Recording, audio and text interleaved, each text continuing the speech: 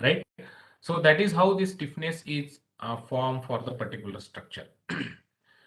Now, the question is how to incorporate this nonlinearity in our model because simulating the nonlinear response is not an easy job, right? So there are number of ways to incorporate the nonlinearity. Okay, so the first method is you do the experiments. That means you should have the experimental data at material level. For example, let's say you have performed the experiment for stress versus strain for a particular material, stress strain relationship for a particular material, and that will be a non-linear relationship. This is at material level. Okay, then you can perform the experiments at the component level itself, that is at the member level. That is, for example, let's say you have a relationship between m theta, right? That is moment rotation relationship, or maybe m phi, which is your moment curvature relationship. Okay, so these are the relationship at the member level, and this is the relationship at material level. So one way of incorporating the material nonlinear, sorry, the nonlinearity into the model is you just find out all this relationship. Now m theta and m phi is again different. So what is this is actually I will tell you. Let's say if you have a beam and it deforms with this shape, okay, and then if you draw a tangent, this is your theta, right? And moment will be bending moment, right? So m theta relationship is this. Now, when this beam will deform, it has got a curvature also, and this is phi, that is curvature. So either you can define this phi, so m phi relationship, or maybe m theta relationship. So moment rotation or moment curvature relationship. That is at the member level, right? So that is the second way of incorporating the nonlinearity. Now the question is where we can get all this relationship, where we can get all this relationship to be incorporated in our computer model, because otherwise your model will be always linear, because we are assuming the linear thing otherwise, right? So where we will get all this relationship, that is a big question. So there are three ways of getting this relationship. As I told you, one common way is experimental base. The first one is experiment. You perform the experiment, you apply different types of the loading, get different types of relationship. This is not the only relationship. As I told you, there is a lot of change in the behavior for monotonic loading and then cyclic loading also, and then hysteresis loading, right? So hysteresis behavior is again a very important data along with the monotonic behavior. And again, for the concrete, if you say the confined moment relationship is different for the confined concrete is it different, and for non unconfined concrete the relationship may be different. So you perform all this experiment on a sample model, build all this relationship curve, maybe at the material level or maybe at the member level. Okay, so that is the first way of getting this data. The second way is use inbuilt standards, like for example ASCE. So ASCE has got already inbuilt all this relationship. ASCE 41, if you look at this particular standard, you will get all this relationship between for concrete as well as for steel. Use this ready-made curves for various types of the relationship for hysteresis behavior or maybe cyclic behavior or whatever monotonic behavior. So this is already inbuilt. You can get all data from this code. But again, as I told you, or whatever things you will get from this particular standard or this particular reference manual, that is again based on the extensive experiment. So they have already carried out all this extensive experimentation, and based on that, there are certain recommendations that you can use. There are other standards also like FEMA. FEMA guideline is there for uh, Federal Emergency Management, and then there are ATC also. So there you can get this all these relationships. So that is the second way of obtaining this relationship. The third way is you analyze this particular member, analyze this particular component level at the component level. That means what? You select one of the special component, maybe beam or maybe column, and analyze it by at the micro level in the computer model. Analyze it micro level means you model everything in that. Maybe you can go for the solid type modeling, finite element modeling, as I told you, quantum modeling for a single member, not for the entire structure. That will be the difficult. Okay, and then using that component level model, that is a single model for a single element, you find out all this relationship.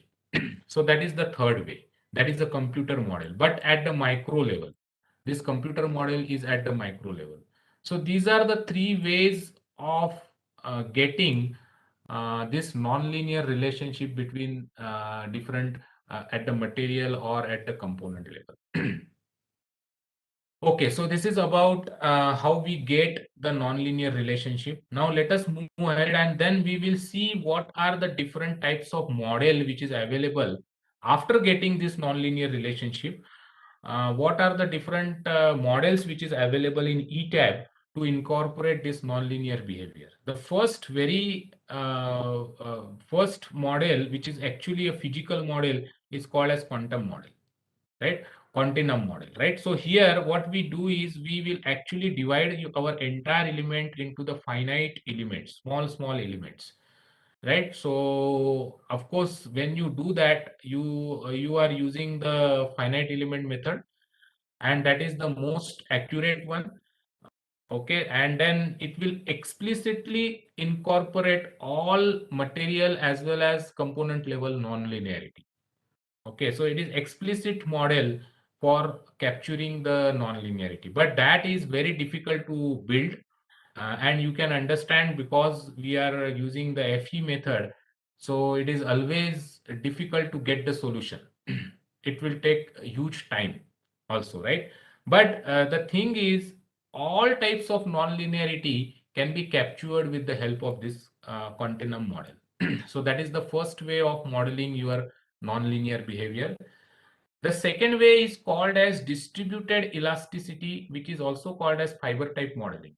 Now, what we are doing is here, we are not considering this entire element as a nonlinear one.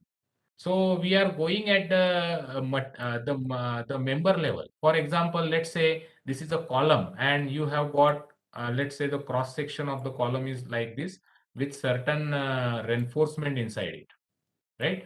So what we are doing is we are modeling the fiber to represent this particular element. Because it is a column element, you can divide this particular column into number of segments like this. Let's say 9 segment I have made here, and for every segment, let's pick this segment, you model one fiber. So let us assume that this is my concrete segment, and this I can model one fiber for this particular concrete segment, and then for every segment I will model one fiber which will run along the length of the member. Okay, so this is a fiber type modeling.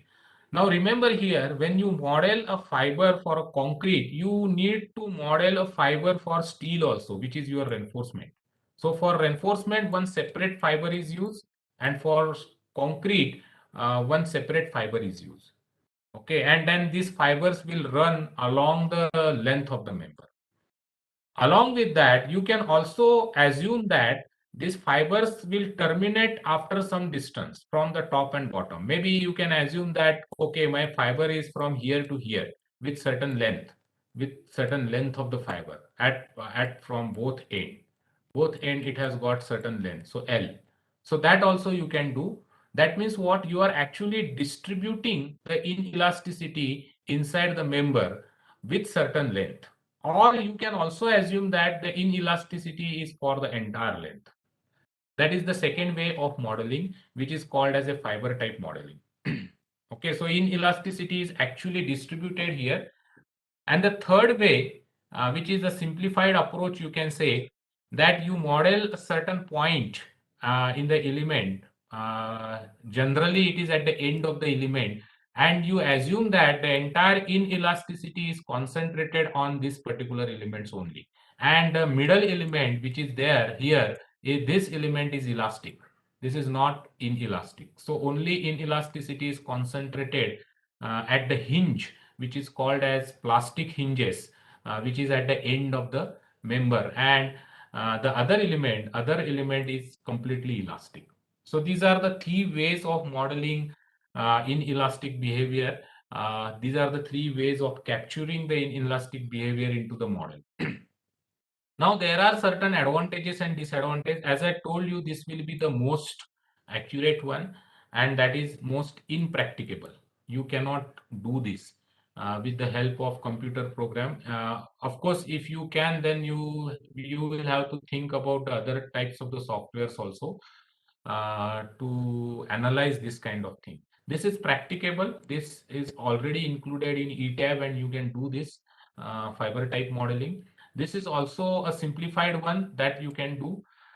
But the question is where to model this type of hinge, and what type of hinges are available for modeling, and which type of hinge to be suitable is suitable for what type of member. So you have got basic classification of the members. Like if you consider the beam, the major action is flexure, right, along with the shear, right? So shear and flexure is major action for beam. And then if you consider the column, the axial force and bending in one direction and bending in another direction. So P, M2 and M3, these are the major actions. So for every action, you need one plastic hinge, or there may be a couple of hinges that I will come to the point later on, when you can use which type of hinge for which type of element. Okay, so let's go ahead. Okay, now this is one type when you how to model the inelasticity. Now another way, as I told you, when even if you perform the experiment, there are things like you have to consider the hysteresis behavior of the material also. That means the cyclic behavior of the material. For example, let's say this is a monotonic behavior. Okay, so there is a one curve which is monotonic curve. What does it mean is you are applying the load on one side of the member. Let's say if you have got a member like this, right? And what you are doing in monotonic loading, you are applying it a load on one side of the member, let it deform and come to its original position, and then keep on increasing this load, gradually on one side and gradually on another side. That is what is called as a monotonic application of the load, and plot the relationship between the force and deformation. So this dotted line, what you see here, is a monotonic behavior of the material on one side, and this dotted line is on another side also. So this is a monotonic behavior of the material, right? This red line, right? And then there will be a hysteresis behavior, or you can call it as a cyclic loading also. So what you do is you apply a cycle of loading. That means push this material on one side and then another side and then again one side, like that. You continue the loading like this in both the direction. That is the cyclic type of loading. And then plot this relationship, that is this curve, which is your cyclic curve. Okay, you will get the curve like this. This is hysteresis behavior. And what is happening is the strength of the material in monotonic type of the loading is not the same as the cyclic type of the loading. When you apply a cyclic loading, the material will degrade after some cycle. That means the strength and stiffness of the material, there is a significant degradation after some cycles. You can see here, first previously this point was here, then it will be here, then it will be here, then it will be here. What does it indicate? The strain is increasing, but stress is decreasing, right? So there is a degradation of the material when you apply a cyclic type of the loading. So this effect, this degradation of the material, we need to incorporate in elastic behavior. Okay, so what we do is we will first construct a backbone curve. This is called as a backbone curve of the material, this one, the red line. Okay, and then on a hysteresis behavior, we can actually join this backbone curve to the hysteretic behavior, which is a modified backbone curve of the stress strain behavior or the material properties, force deformation relationship, any force deformation relationship. And that is already done in the software with the help of different model. This is one way of modeling the hysteresis behavior of the concrete. Another way, you can actually give this strength and stiffness degradation to the concrete. Sorry, software. That means how much degradation you can actually plot all these points on the curve, and every time step or every cycle how much degradation of your concrete will be there, that you can incorporate into your computer model. So that is the second way of incorporating the hysteresis behavior. This type of backbone curve, which is called as a modified backbone curve, is already available with the help of different model, like Takeda model is there, or maybe there are number of models that is already there, and it has got a detailed literature how these curves are developed. Okay, so that is how we can capture the hysteresis behavior of the material. So our primary aim is to capture the normal stress strain behavior, or the at the material level or at the member level, and then of course modify that behavior with hysteresis behavior, right? And then use that relationship for your nonlinear analysis.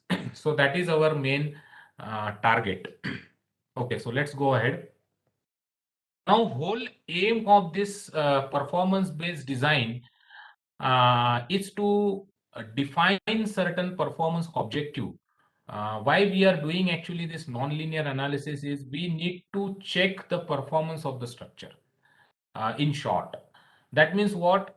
You should define certain performance objective in a design process and check whether your structure is satisfying that performance objective or not. That means what? The major thing is you need to first define your performance objectives or performance levels. Which performance levels are there? There are certain standard which can give you all these performance level. For example, let's say the operational. So my building should remain operational. That means what? This performance level explain the characteristics of the building after the earthquake. Characteristics of the building after the earthquake event. So what does it mean when you say operational? Negligible structural damage and non-structural damage. Occupants are safe during the event. Even if they are in the building, they are safe. Nothing will happen to this particular building. Almost negligible damage. Okay, you can categorize this with the help of damage. So it is less than 5%. So building will remain operational. The second is immediate occupancy level, where even after the earthquake event, you can occupy this building immediately after the earthquake. It is functional after the earthquake. There is no damage, or damage is so less that you can already start using the building after the earthquake has happened. So that is the second level of performance, which is called as a immediate occupancy level, and then damage in that case is less than 15%. The third one is categorized as life safety, where your primary aim is to save the life. The structural as well as non-structural elements are actually damaged here, right? And the building is not collapse, or it will save the life. The damage potential is up to 30%. So losses are up to 30, and there may be some injuries for the people who are living inside the building. There may be certain types of injuries that is accepted, so that is life safety. And third one is collapse prevention. Here the extensive damage is there for both for the structural as well as non-structural elements, but the building should not collapse, so it will give some time to persons to escape, right? So that is our aim, and this is unrepairable. Okay, so physical repair may not be practical. So this is unrepairable. This is already collapsed. So that is how you can set your performance levels. And along with the performance level, you also need to set your performance objectives.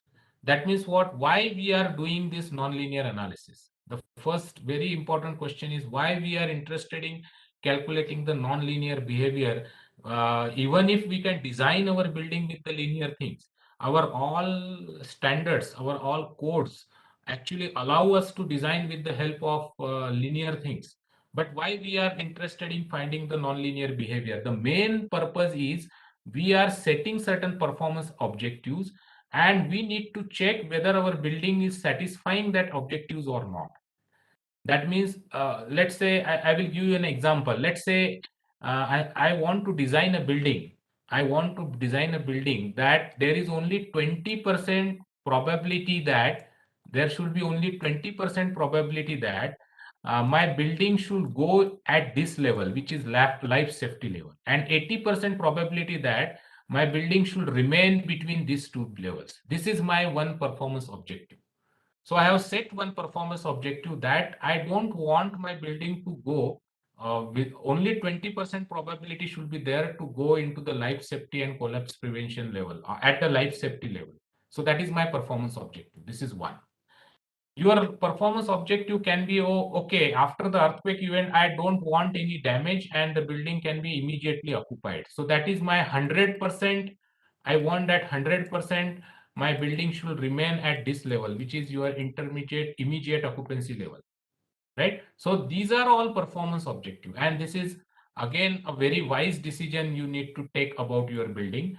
And it is not the single person decision. There are many stakeholders which is involved in this taking this decision. And after you decide this, you perform a nonlinear analysis for on your building and check whether your performance objective are met or not. If it is not met, then again you go back and then redesign your building to meet these objectives, which is called as a performance objective. This is just an example. The performance objective can be anything. You can set your performance objective that, okay, I don't want that my column should damage. There should not be any damage to my column, or all columns should remain in a elastic range. All columns should remain in an elastic range. I can set a performance objective that, okay, out of 100 columns, 30 columns should remain into the elastic range, and again 70 column may go into the plastic range or in a nonlinear range. That is acceptable. So acceptance performance levels are important, and that you can set. And these levels, what is explained here, that is operational or immediate occupancy, life safety, these are all performance levels which is given in your different standards. Maybe FEMA is one of the standards that you can refer, Federal Emergency Management. So this is one. There may be ATC, right? Or there are number of standards which will give you all these performance levels. Okay, so this is about the performance objective. Then there are acceptance criteria also, which you can take from this standard ASC 4117. So there are certain points, or there are certain graph which will give you the acceptance criteria for different types of member. Maybe for a beam, for columns, for shear wall. For every times you can get that performance criteria for using this standards. So you can go through these standards. This is modeling parameter and acceptance criteria. So this is an important standard as far as this nonlinear analysis is concerned. Okay. Now let us first look at this the overall process of the performance based design, and then we will go to the software modeling things and understand the things in a better way. So what process is this actually? So it always start with studying your architectural intent, the structural or any other data, preliminary data that you got from the site, and then you can perform a linear or you can make your linear model, which is linear elastic model. Then you can design your building based on this linear model by using equivalent lateral force method or response spectra codal procedures. So this is called as a code-based design. You should remember that there are three types of earthquake level we will consider. One is called as SLE, service level earthquake. One is called as DBE, design basis earthquake. And the third one is called as MCE level, that is maximum considered earthquake. So all these three levels are different, and the spectra you will be using in response spectra analysis is at DBE level. This is DBE level earthquake. Service level spectra, most of the code does not give you the service level response spectra, right? So this you can build from seismic hazard assessment. So there is a term called seismic hazard assessment that we have discussed yesterday. So it's a long procedure. You can build service level earthquake spectra for seismic design of the structure. That is service level. Design basis and maximum consider earthquake. This is the maximum earthquake force which will be generated, and that is converted into dB level with the help of R, which is response reduction factor, and that spectra is given in most of the codes, which is your design spectra. So you can use that spectra to design your members. So that is at the next level of design. And here your elastic design ends. That's all. Your procedure is finished at this point. Okay, and then here onwards, your non-linear analysis and then your performance based design procedure starts. Okay, so what we need to do after this is a traditional design method up to this. So after that, whatever design you have performed using DBE level, that you need to convert it into the capacity, moment capacity curves. That means the force deformation relationship. So each of the member, that means each of the action and each at the element level, you need to build the curves which will represent the force versus deformation relationship.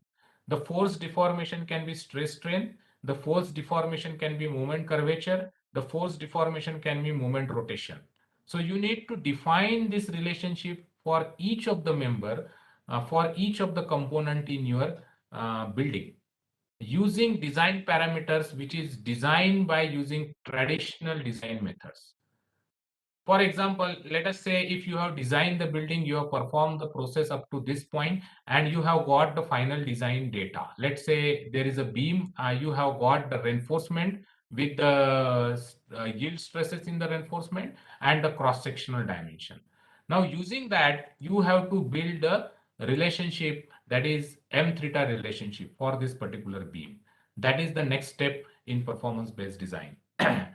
Now, once you build all these relationships, they are used as an input in nonlinear modeling. These relationships are used as an input in nonlinear modeling, right? So nonlinear modeling basically first requires all these relationships. They are, I told you how to get this relationship. There are three ways. All three ways are discussed in detail. First way, you build your own relationship by experiment. Second way, you use different standards and take relationship from that. And third way, you go at the component level and find out the relationship. Then the thing will go to the nonlinear modeling. Now, once you build your nonlinear model, the response spectra for SLE, that is service level earthquake, and MCE level earthquake to be selected. Okay, so you have got DB level spectra. So that is to be converted into the MCE level or maybe service level earthquake ground motion, and then use that motion for the further analysis. So using this, you can again perform a response spectra analysis here.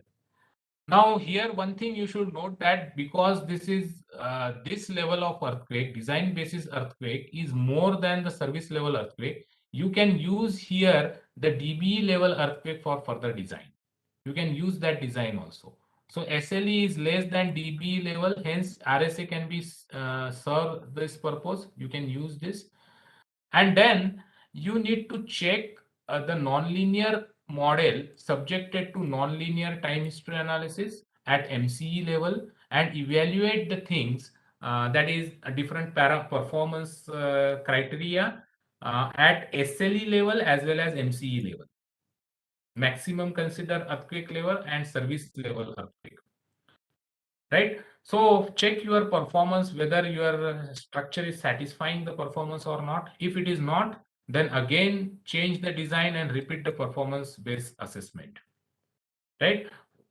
Now, what does it mean your structure is satisfying the performance or not? For example, let's say final deformation, roof deformation for your structure is something like this. Let's say, okay, so this is a roof deformation level, roof deformation relationship, that is force versus deformation relationship for the structure level after final analysis that you can get from pushover analysis maybe.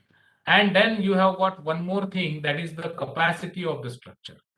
Okay, so one curve is for capacity, one curve is for demand. So demand capacity curve will meet at certain point, and that is called as your performance point. And check where is this performance point in all this performance level. Okay, whether it is at IO level or maybe CP level or immediate occupancy or collapse prevention level, where this point lie. If it lies at your expected performance, then okay, your design is finished. Okay, so that is how this performance based design process will work. This is just an overview of the process. It requires many efforts to perform this type of design. And then of course you need to perform the experiments also for getting the proper relationship.